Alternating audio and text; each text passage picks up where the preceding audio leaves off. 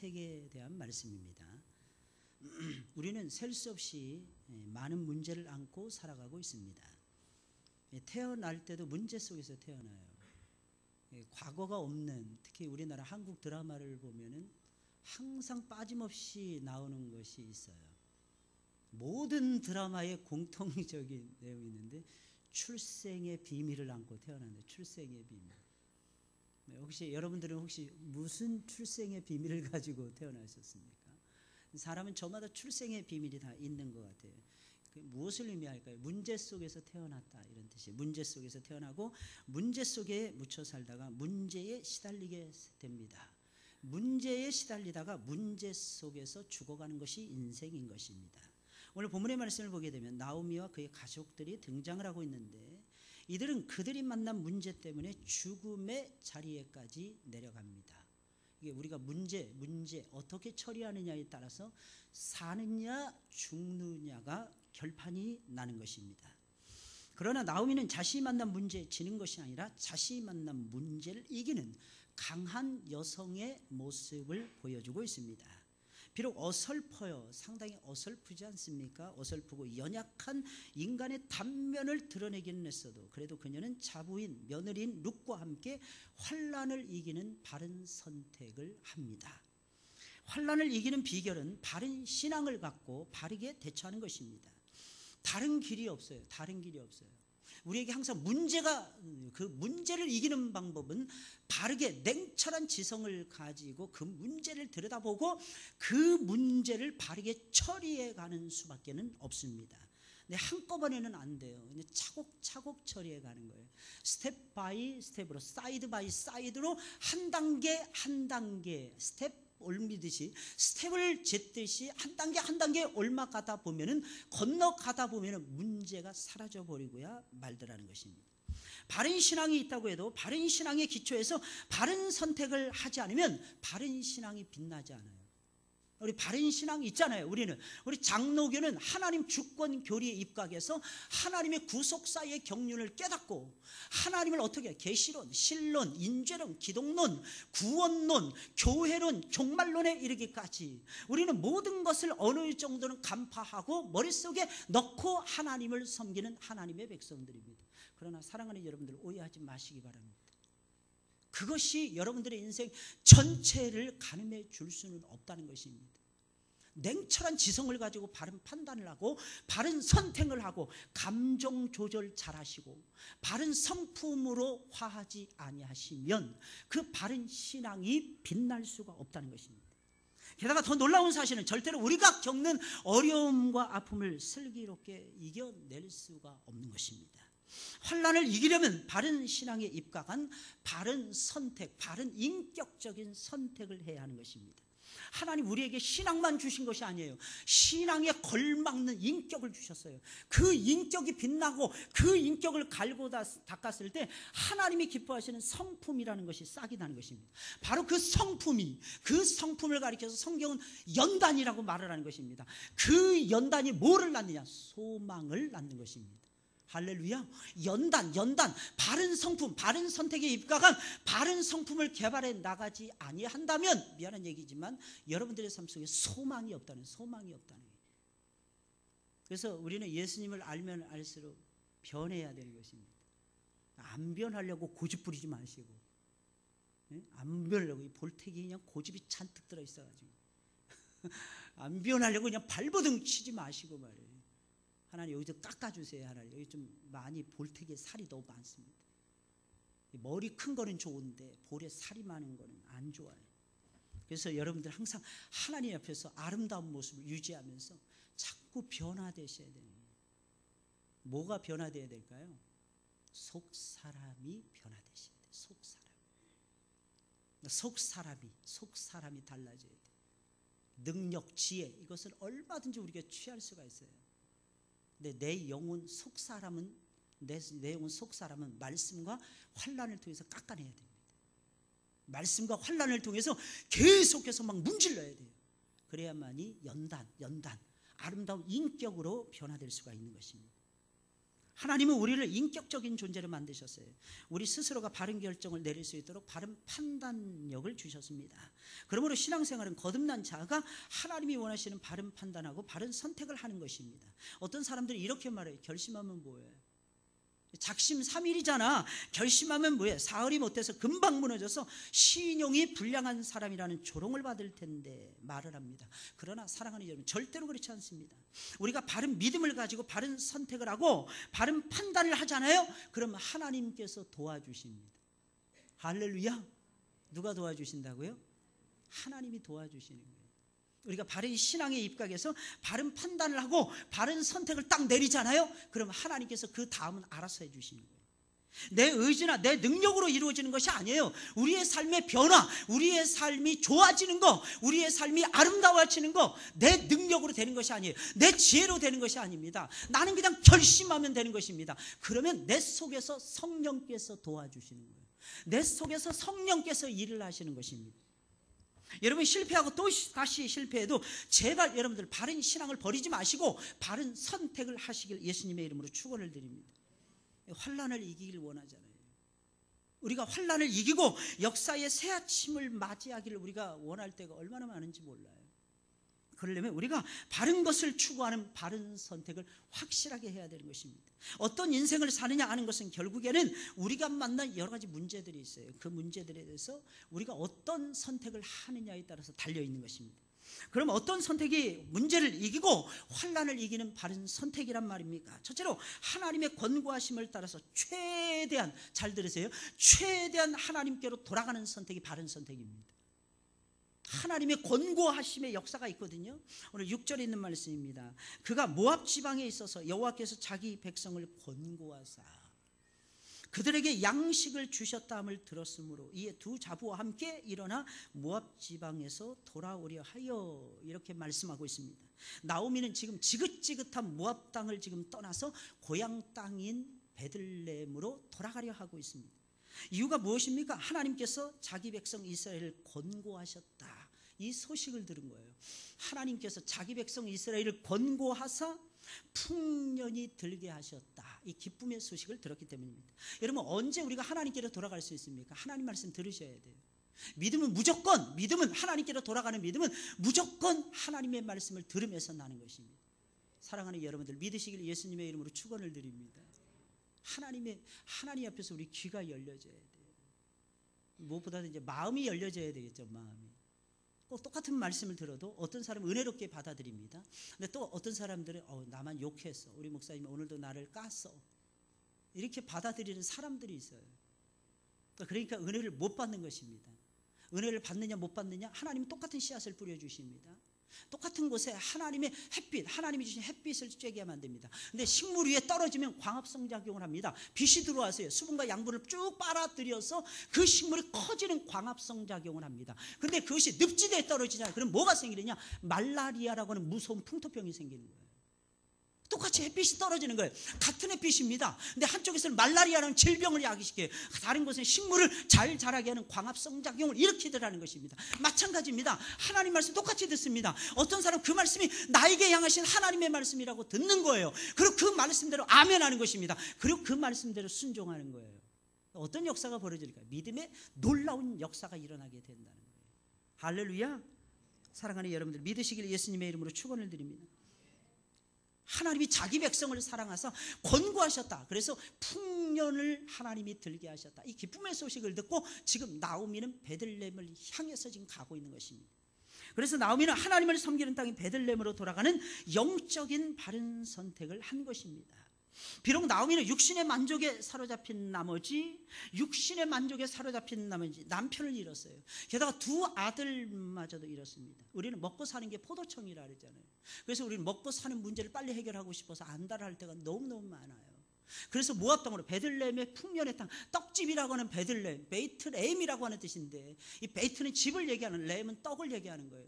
떡이 생산이 되는 영적인 고장이 바로 베들레헴이에요. 이곳에서 다윗이 태어납니다. 이곳에서 예수 그리스도가 탄생하시는 거예요.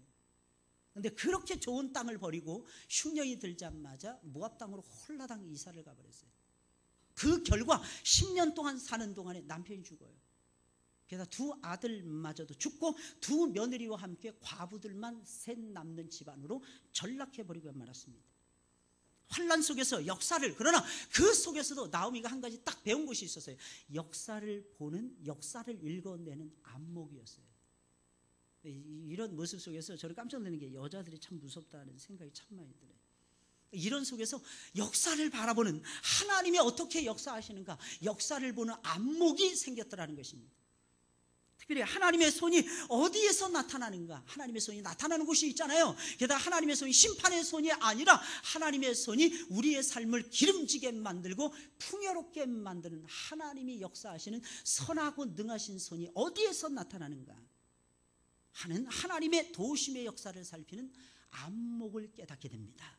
그녀가 모압 땅에서 남편과 두 아들을 잃고 고통을 당하고 있을 때 베들레헴에는 큰 풍년이 찾아오게 됩니다. 베들레헴은 기근을 이기고 사람들이 살만한 땅으로 회복이 되어져 가고 있었던 것입니다. 이 풍년과 회복의 역사를 나오미는 평가하기를 이렇게 평가를 하는 거예요. 하나님이 권고하여 내려주신 축복이다. 한번 따라서 해볼까요? 하나님이 권고하여 내려주신 축복. 나오미가 그렇게 해석을 하는 거예요. 여러분, 사람이 사는 모습은요, 어떻게 해석하느냐에 따라서 달라져요. 어떻게 해석해요? 어디서 어느 측면에서 바라보느냐에 따라서 달라져요. 어떤 경우에는 슬퍼 보이기도 합니다. 근데 어떤 경우는 기뻐요. 어떤 때는 아무것도 없는 것 같아. 그런데 하나님께서 남은 것을 보게 하시는 눈이 있어요. 그 사렙다 과부에는요, 기름이 마르지 않았잖아요. 통에 가루가 마르지 않았잖아요. 사렙다 과부는 이렇게 생각했어요. 이 통에 가루를 가지고 마지막 음식을 만들어서 내 아들과 함께 먹고 죽자, 이렇게 생각을 했어요. 근데 엘리야가 딱 나타나는 거야. 그러지 말라. 그 음식을 거기서 만들어 가지고 나를 위해서 달라 그랬습니다. 달라 하고 주었습니다. 주었더니 하나님께서 통의 가루가 마르지 않도록 해주시는 거예요. 병의 기름이 마르지 않도록 하나님께서 역사해 주시는 것입니다. 할렐루야. 이게 조금 남았어, 이렇게 생각하지 않았다는 거예요. 이걸 퍼주고 만약에 음식을 만들어 빵을 만들어서 전해준다면 하나님께서 엄청나게 많은 것을 나에게 주실 거야. 이게 사렙다 과부의 믿음이었다는 것입니다. 하나님이 권고하시면 되는 거예요. 여러분, 하나님이 권고하시잖아요. 죽은 자도 살아나요. 이게 무서운 거라니까요. 이게 무서운 거라니까요. 다 망했어요. 안 됐어요. 다른 사람, 모든 사람들이 안 된다고 외치고 있습니다. 그런데 하나님이 기억하시고, 이 권고한다는 첫째, 하나님이 기억하신다, 이런 뜻입니다. 두 번째, 하나님께서 찾아오셨다, 이런, 방문하셨다, 이런 뜻. 세 번째, 하나님이 돌보신다, 이런 뜻이 이 속에 담겨져 있어요. 하나님이 권고하시잖아요. 없는 것도 있게 되더라는 것입니다. 사랑하는 여러분들, 제발 믿으시길 예수님의 이름으로 축원을 드립니다. 하나님 방문하세요. 하나님께서 기억하고 계신다니까 그 다음에 방문하셔서 하나님께서 역사해 주시더라는 것입니다. 위험과 환난 속에서 하나님이 권고하시면, 하나님이 방문하여 여러분들을 도와주시면 여러분들을 일어설 수가 있는 것입니다. 많은 사람들이 안 된다, 안 된다 이야기를 합니다. 왜 안 됩니까? 하나님을 만나지 못하니까 안 되는 거예요. 하나님 만나잖아요. 돼요. 된다니까요. 아무것도 없어도 하나님이 역사하십니다. 왜 그럴까요? 하나님 원래 아무것도 없는 가운데서도 이 세상을 만드신 위대하신 하나님이세요. 근데 여러분 생각해 보세요. 있는 상태에서 좀 더 추가하는 게 뭐가 어렵겠습니까? 사람들은 이야기합니다. 오병이어의 기적이 대단하다고. 뭐가 그렇게 대단합니까? 천지창조에 비교하면 오병이어의 기적은 아무것도 아니야. 지천에 먹을 것이 다, 식물, 동물 다 지천에 먹을 것이 널려 있는 거죠. 다 먹을 거야. 다 음식으로 하나님 만들어 놓으신 거예요. 그리고 우리로 하여금 먹고 힘을 얻어서 하나님을 사랑할 수 있도록, 이웃을 내 몸과 같이 아껴주며 사랑할 수 있도록 하나님께서는 저와 여러분들에게 역사해 주신다는 것입니다. 더욱 놀라운 사실은 나오미는 이러한 하나님의 방문의 역사가 이스라엘 땅에 살고 있는 백성들에게만 미쳤던 것이 아니라 자신을 향한 하나님의 방문이라고 생각을 했다는 것입니다. 베들레헴에 찾아오셨어요. 하나님, 분명히 하나님은 베들레헴에 찾아오셨습니다. 모압에 하나님이 찾아오신 것이 아니었어요. 그런데 베들레헴에 찾아오신 그 하나님은 베들레헴의 양식을 뿌리면서 동시에 나오미를 향해서 돌아오라고 손짓을 하고 있었다는 것입니다. 이게 참 놀라운 거죠. 하나님 베들레헴에서 역사하셨어요. 여러분들 놀라지 마세요. 그러나 하나님께서는 모압 땅에 살고 있는 나오미를 향해서 말씀하고 계셨다는 것입니다. 하나님은 이스라엘 백성들 사이에 하나님 임재하셨습니다. 그러나 꼭 기억을 하세요. 하나님 이스라엘 백성들 사이에 임재하시면서 우리에게 지금도 말씀하고 계시는 것입니다. 뭐라고 말씀하시고 계시는 거예요? 나에게로 돌아오라고 하나님 말씀하고 계시는 것입니다. 어떤 때 안 될 때 진짜 많죠, 여러분들. 뭔가 돼야 되는데 역사가 안 일어날 때 많죠. 사랑하는 여러분, 그때도 오해하지 마세요. 하나님 반드시 여러분들에게 지금도 손짓하고 계시는 것입니다. 안 되는 그 사건을 통해서 나에게로 돌아오라는 겁니다. 사실은요, 나오미는 여기서 충격을 받았어요. 자기가 사는 곳이 하나님이 역사하시는 장소가 돼야 되거든요. 근데 자기가 베들레헴에 있을 때는 하나님이 역사 안 해주셨어요. 그랬더니 자기가 베들레헴을 떠났는데 하나님 베들레헴에서 역사하시는 거예요. 사랑하는 여러분들, 충격을 좀 받으셔야 돼요. 신앙생활 하시면서 어떤 때는 이상하게 나에게만 하나님이 안 주시는 것 같이 느껴질 때가 있어요. 그럴 때 어떻게 해야 될지 잘 모르시겠죠. 왜 안 되지? 왜 나만 고난이 있지? 왜 내 새끼들만 안 되는 거야? 정말 막 눈물이 막 쏟아질 것 같지 않습니까?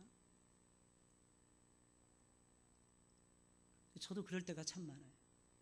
하나님, 요즘에 왜 우리 성도들만 어려움을 당해야 됩니까?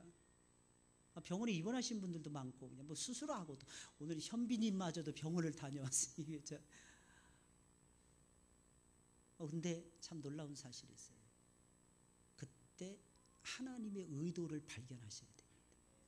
하나님의 의도가 뭘까요? 나에게로 오라는 거예요. 너는 가장 중요한 선택을 못하고 있다. 그 중요한 선택이 무엇입니까? 하나님께로 돌아가는 선택. 하나님께로 제발 돌아가세요. 하나님의 권고하심을 따라서 하나님께로 돌아가세요. 하나님의 권고하시는 음성을 들으세요. 그리고 하나님께로 돌아가세요. 하나님의 임재의 역사하심이 있습니다. 그 하나님의 임재의 역사하심을 따라 돌아가세요. 하나님께로 돌아가잖아요. 하나님이 기억하십니다. 하나님이 역사해 주십니다. 하나님이 다시 살려주십니다. 하나님이 다시 한번 기회를 주시더라는 것입니다. 그 기회를 잡는 거예요. 우리는 그 기회를 잡아야 돼요. 나오미는 그 기회를 잡고 있는 것입니다. 왜 나만 안 됐을까? 왜 내가 살고 있는 땅만 안 될까? 하나님 돌아오라는 사인이었어요. 그 소리가 이방 땅인 모압 땅까지 흘러 들어온 거예요. 그 음성을 듣고 나오미는 하나님께로 턴하는 거예요. 리턴하는 거예요. 하나님께로 탁 돌아가는 것입니다. 턴하는 거예요. 인생을 살면서 뭔가 터닝 포인트가 필요해요. 터닝 포인트. 제가 영어를 공부할 때였는데 영어를 아무리 해도 영어가 안 들려요. 영어가 아무리 해도 영어를 안 들려요. 근데 영어 시험을 통과해야만 영주권을 신청할 수가 있었습니다. 근데 적어도 5.5 이상은 받아야 되는 거예요. IELTS 시험에서 5.5 이상.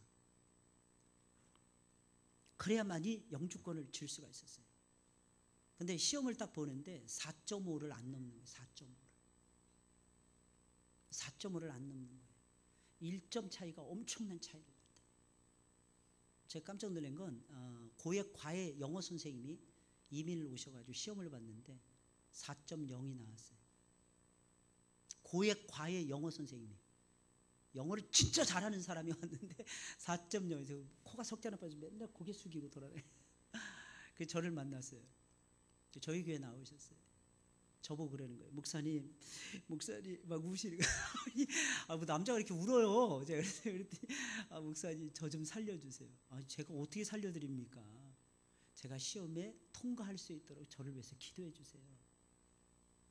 제가 뭐라 그랬게요? 제가 기도하면 점수 나옵니다. 제가 기도하면 점수 나옵니다. 그분이 그냥 울다가 눈이 번쩍 뜨이셔요. 울다가 그러시더니 그 다음부터 우리 교회 나오시기 시작을 했어요. 그 다음에 시험 봤는데 시험 통과했어요. 할렐루야. 영어 시험 보는데 제일 힘든 게 뭐냐면 이 들려오는 게, 리스닝이 굉장히 어려워요. 사람들이 얘기합니다. 우리는 듣기는 잘하는데 말은 못하는데 숨뻥. 그게 아는 것만큼 들려오는 거예요. 아는 것만큼. 안 돼요. 그게 안 된다니까. 말을 잘해야 들려오는 거예요. 영어라는 게 이게 거짓말 못합니다. 근데 참 신기한 건 그래서 시험을 한 며칠 앞두고 있었어요. 근데 아무리 모의고사를 봐도 4.5를 안 넘어가는 거예요. 4.0, 4.5. 제가 반복하는데 실망도 하는 거예요. 근데 딱 보니까 어느 날 띠리리 하면서 열리더라고. 따라서 띠리리 띠리리 하면서 열려요. 진짜 띠리리 하더니 들려오기 시작을 하는 거예요. IELTS 시험 보는데 리스닝 점수 한 8.0 나오는 줄 알았어요. 물론 8.0 안 나왔습니다. 근데 정말 8.0 나오는 줄 알았어. 왜냐면 다 들려오는 거야. 다 들려오는 거야. 진짜. 띠리리 한순간부터 다 들려. 띠리리 하면서 다 들려. 제가 무슨 말씀을 드리려고 하는지 여러분 아시겠죠? 감 잡으시겠죠? 여러분, 하나님의 음성은 아무나 들을 수 있는 것이 아닙니다. 하나님의 음성은요, 띠리리 한 다음에 들려옵니다. 자기를 포기하고 자기를 내려놓고 자기 생각, 자기 고집, 자기 아집, 자기 지식, 자기 살아온 옛날의 모든 습관들, 이런 것들을 전부 다 내려놓고 하나님 앞에 띠리리 하면서 변해야 되는 것입니다. 그런 말씀이 들려오기 시작을 해요. 왜 말씀이 안 들려오기 시작해요? 욕심이 가득 차 있으니까 말씀이 안 들려요. 세상 것으로 잔뜩 채워져 있으니까 하나님 말씀의 음성을 못 듣는 것입니다. 버려야 되는 것입니다. 한국적 사고방식을 바꿔야 되는 것입니다. 영어식으로 바꿔야 되는 것입니다. 주어 동사로 시작되는 영어식으로 이 뇌 구조를 바꾸지 않는 이상, 띠리리 하면서 바꾸지 않는 이상은 영어를 절대로 못 듣는다는 것입니다. 체험을 했어요. 이게 영적인 원리도 똑같이 적용이 되는 거예요. 나는 한국 사람이야. 죽어도 영어 못합니다. 나는 코가 낮고 얼굴이 펑퍼짐하게 생겨도 나는 영어를 잘할 수 있어. 이런 사람들이 영어를 잘합니다. 할렐루야. 죽어도 영어 못한다는 사람이 죽어도 영어 못하더라고요. 영어가 어려우면서도 또 쉬워. 그냥 잘한다 생각하고 그냥 무대포로 밀어붙이는 사람들은 잘하더라고. 보니까 잘하더라고. 여러분, 띠리리 하시길 축원드립니다. 띠리리 돼야 된다니까. 내가 가지고 있는 거 다 내려놓고, 다 내려놓고 하나님의 말씀만 듣겠다. 하나님의 음성에만 귀를 기울이겠다. 그러면 들려와요. 띠리리 하면서 들려온다니까요. 근데 그 전 단계는요, 아무리 감동적인 설교를 해도, 심지어는 예수님이 내려오셔서 하나님 말씀을 증거하더라도 그 사람은 하나님 음성 못 듣습니다. 여러분, 어떤 선택을 하느냐에 따라서 달라지는 것이 인생입니다. 제발 후회가 없는 선택을 하시길 예수님의 이름으로 축원을 드립니다. 둘째로, 다른 사람의 신앙과 인격을 존중해서 최대한 상대방을 배려하는 이타적인 선택이 바른 선택입니다. 첫째는 신앙적인 선택, 하나님께로 돌아가는 선택, 하나님의 음성을 듣고. 두 번째는 다른 사람의 신앙과 인격을 존중하는 거예요. 이게 정말 어렵습니다. 왜냐하면 내가 잘못하면 실수지만 남이 잘못하면 죄야. 남이 잘못하면 허물이야. 그러니까 내 거는 작게 보이고 남의 거는 크게 보여. 내 거는 죄를 내가 범해도 내가 하면은 불륜이 아니고 로맨스야. 근데 남이 하면은 그게 불륜으로 전락을 해요. 그렇게 살면 미안한 얘기지만 신앙이 안 자랍니다. 신앙이 잘 자라는 사람들 보세요. 애기들한테도 배워요. 애기들한테도 배운다니까. 저 사람은 배운 게 없어. 무식한 사람이야. 그 조동아리를 찌든지 그 조동아리 쪄야 돼. 그거. 사람은 누구에게나 다 배울 것이 있습니다. 사람을 존중해야 돼요. 사람의 인격, 신앙 존중해 주셔야 됩니다. 최대한 다른 사람을 배려하면서 살아가셔야 됩니다. 그랬을 때 그 사람의 신앙을 내 것으로 흡수해 갈 수 있는 거예요. 그 사람이 가지고 있는 장점이 있잖아요. 그 사람이 가지고 있는 거룩한 모습이 있잖아요. 강점이 있잖아요. 장점이 있잖아요. 유익한 점이 있잖아요. 그걸 내 걸로 취해야죠. 무시하면은 그 사람이 가지고 있는 강점까지 쓰레기통에 들어가요. 그래서 이 여자들 무시하는 남자들은 미안합니다. 속이 밴댕이 진짜. 않고. 이 세상이 지구의 반이 여자야. 근데 어떻게 여자를 무시하고 삽니까? 있을 수 없어요. 사랑해야 돼요. 존중하셔야 됩니다. 할렐루야. 이 신앙의 ABC예요. 환난을 이기시려면 사람들에게 못해준 것을 생각을 하셔야 됩니다. 내가 저 사람에게 뭘 못해줬을까? 또 신앙이 성장하려면 다른 사람이 나에게 잘해준 걸 생각하셔야 돼요. 저 사람이 나에게 잘해준 게 무엇일까? 깨닫는 거예요. 오늘 8절 9절에 있는 말씀입니다. 나오미가 두 자부에게 이르되 너희는 각각 어미의 집으로 돌아가라. 너희가 죽은 자와 나를 선대한 것 같이 여호와께서 너희를 선대하시기를 원하며 여호와께서 너희로 각각 남편의 집에서 평안함을 얻게 하시기를 원하노라. 이 말씀이 무슨 말이겠습니까? 두 며느리와 함께 베들레헴으로 돌아가는 길에서 시어미 나오미가 두 자부에게 한 말입니다. 베들레헴으로 돌아가던 나오미는 갑자기 가던 길을 멈추는 것입니다. 왜? 무엇 때문에 멈췄던 것입니까? 자기 때문에 아니었습니다. 두 며느리 때문에, 두 며느리의 미래가 너무나도 불투명했기 때문이라는 것입니다. 여러분 인생을 살아가면서 언제 멈춰서 기도해 보시고 생각해 보고 계십니까? 다른 사람이 안 되는 것 때문입니까? 아니면 내가 안 되는 것 때문입니까? 그러니까 성장이 없는 거예요. 오전 예배 때도 말씀드렸어요. 하나님이 아브라함을 아브라함으로 바꿔주십니다. 너 혼자 잘난 척하는 큰 애비가 되지 말고 세상 모든 사람들을 아우르고 품을 수 있는 12의 아비가 되라는 것입니다. 이것이 비전이에요. 비전이에요. 여러분 진짜 비전은 어떤 비전인지 아십니까? 나 하나 잘 되는 거 그건 아무것도 아니라니까. 내 마음 고쳐먹고 실력 닦으면 얼마든지 나 하나 잘 되는 거 일도 아니에요. 중요한 것은 내 주변에 있는 사람들을 잘 되게 만드는 사람인 것입니다. 그런 사람이 되는 것이 하나님의 꿈이라는 것을 알고 계십니까? 예수님을 그렇게 세워놓으신 거예요. 근데 우리는 그냥 새카맣게 다 잊어버리는 거죠. 지금 나오미의 고민은 무엇입니까? 두 며느리를 향한 눈물의 고민이었어요. 내 며느리들은 잘 돼야 되는데, 게다가 나하고 똑같이 청상, 게다가 나는 늦게 내 남편을 잃었지만 이 철없는 것들은 결혼하자마자 얼마 지나지 않아서 이름도 희한해. 두 아들들 기련과 말론인가 뭐. 역사의 무대 속에서 딱 한 번 나오는 이름이에요. 중요하지 않은 이름이라는 거예요. 값어치가 안 나가는 이름이라는 거예요. 하필이면 그런 놈들 들떨어진 남자들 만나가지고 개고생할 게 뭐냐는 거예요. 이게 나오미의 생각이었어요. 여자 팔자고 뒤흉박 팔자라 그러잖아요. 누구를 만나느냐. 남자들도 그런 것 같아요. 어떤 여자를, 어떤 내조자를 만나는 이게 달라진다. 나오미는 고민하고 있는 거예요. 뭘? 아내, 자기 며느리들의 미래, 자기 며느리들의 미래를 고민하고 있는 거예요.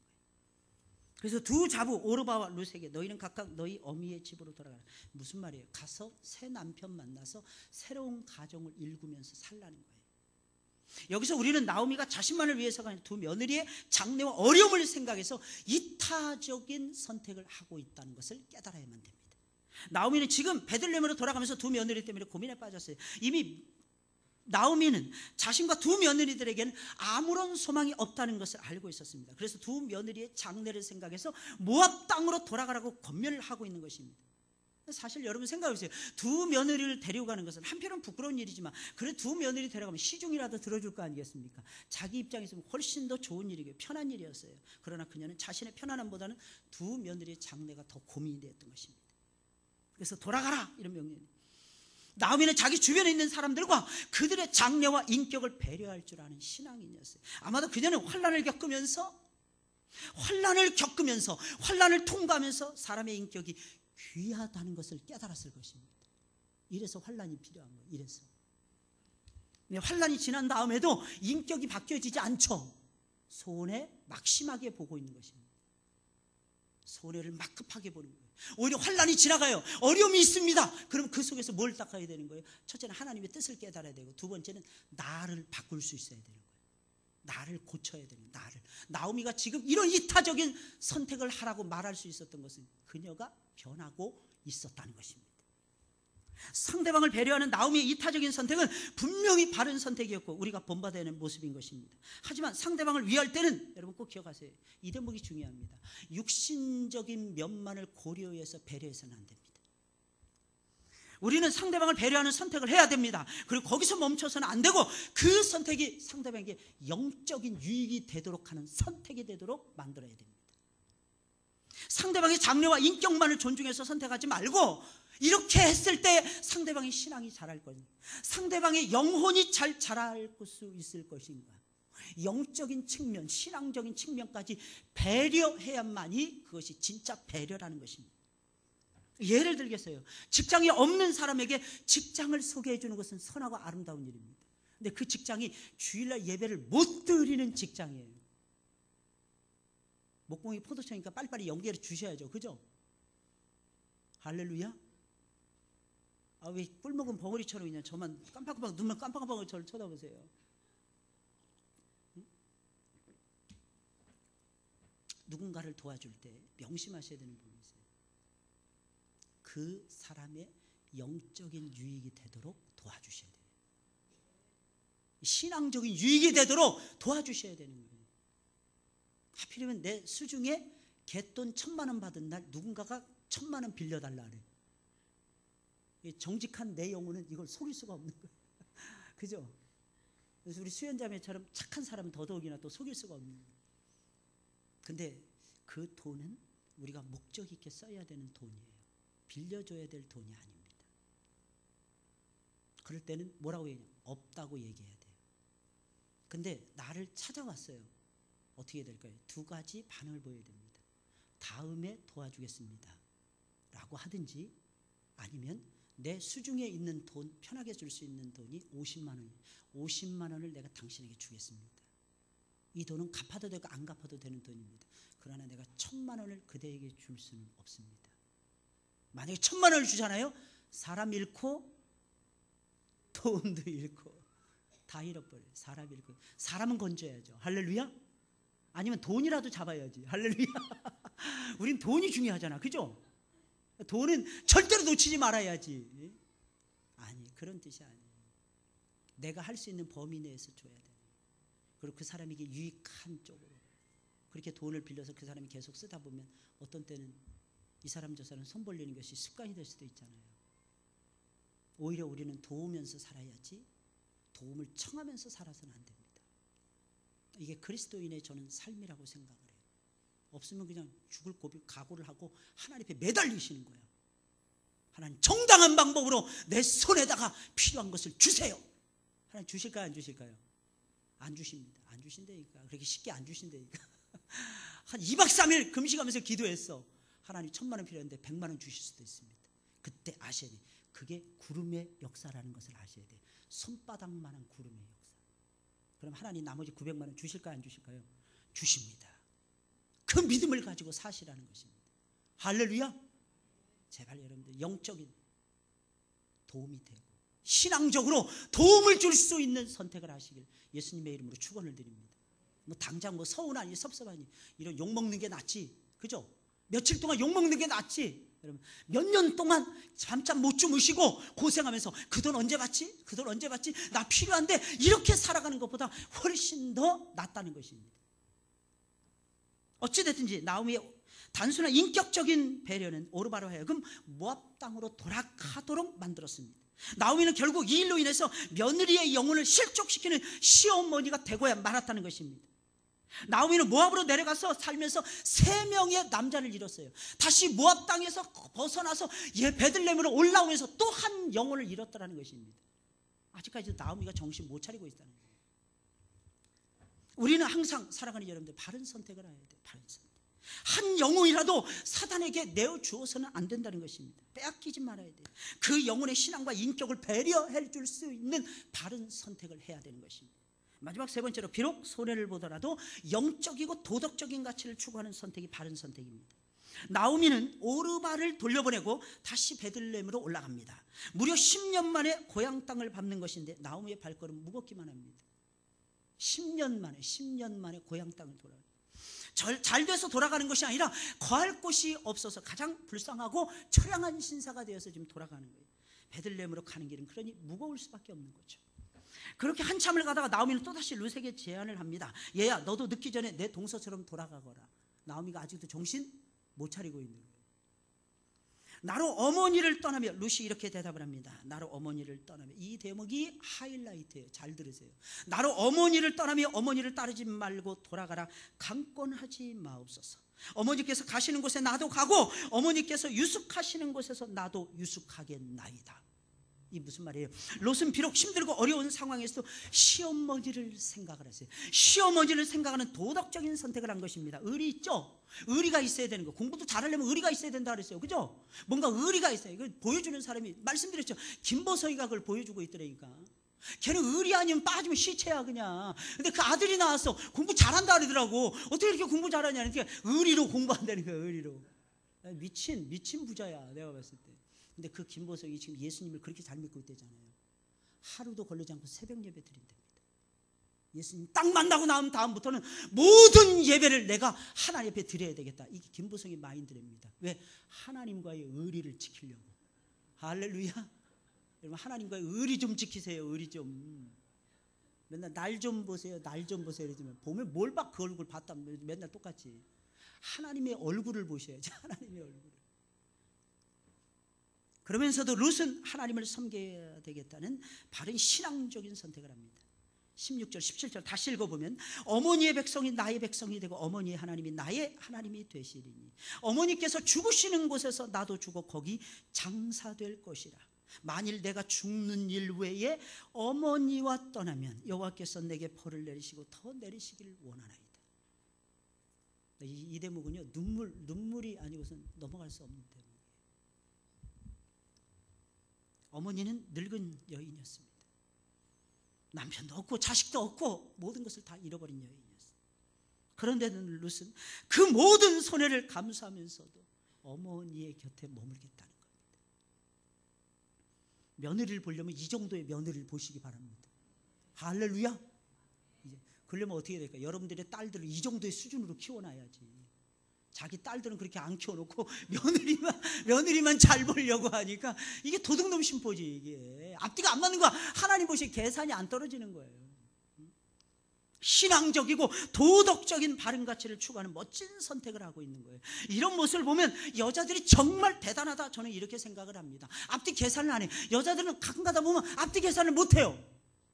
그래서 이게 제정신인가 이럴 때가 있어요. 그런데 그게 바른 선택이에요. 잃어버릴 때는 잃어버려야 되는 것입니다. 그럼 하나님께서 어떻게 채워주실 것입니다. 채워주신대요. 아니면 말고. 근데 하나님은 확실하게 역사하셔서 채워주시더라고요. 어떤 방법이라도 하나님 채워주세요. 제가 보니까 60이 넘어요. 요즘 40이 넘으면 옛날에는 얼굴에 책임을 져야 돼요. 요즘 그게 아니에요. 60이 넘으면 얼굴에 책임을 지셔야 돼요.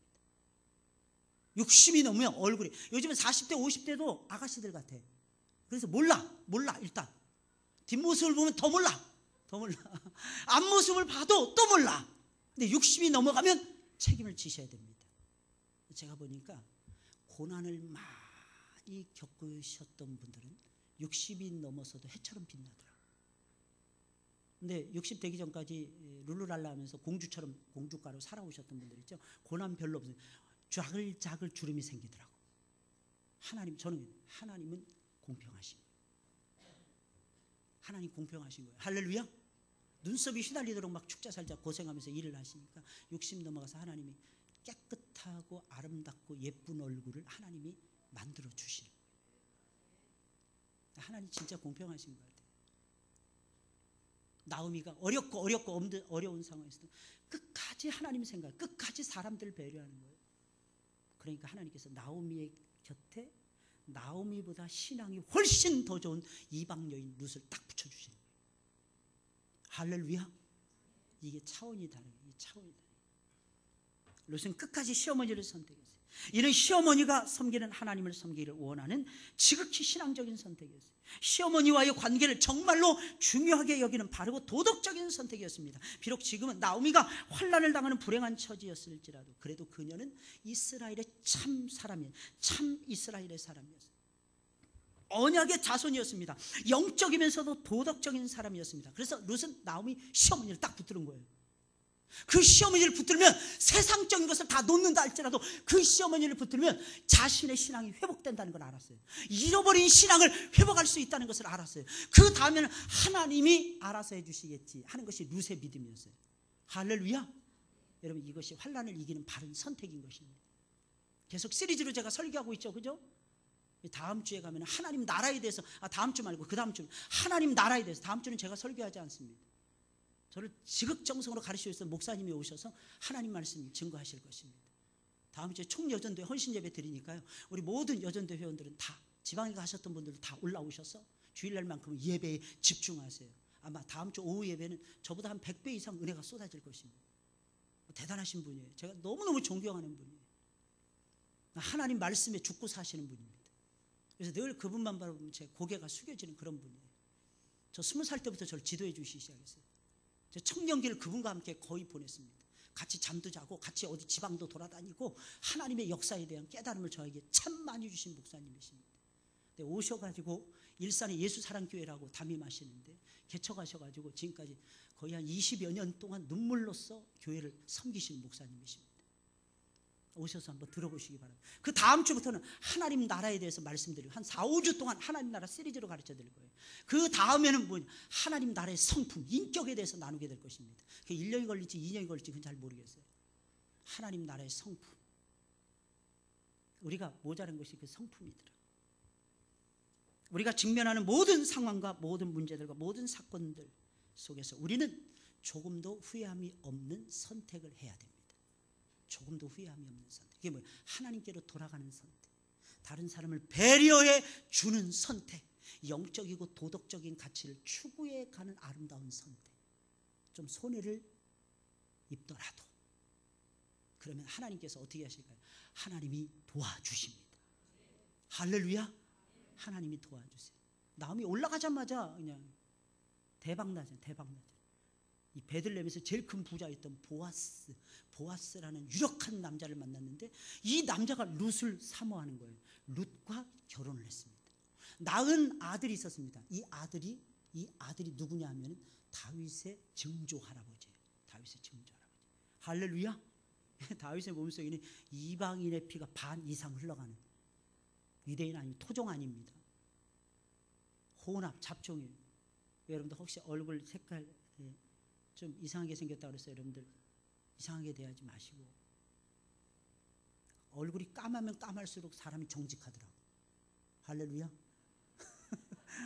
얼굴이 까마면 까말수록, 왜? 속 까만 게 얼굴로 드러나니까. 속 까만 게 얼굴로 드러나니까 얼굴이 까마면 까말수록 정직하더라고. 까마면 까말수록. 흑인들이 그렇게 착해요. 흑인들이.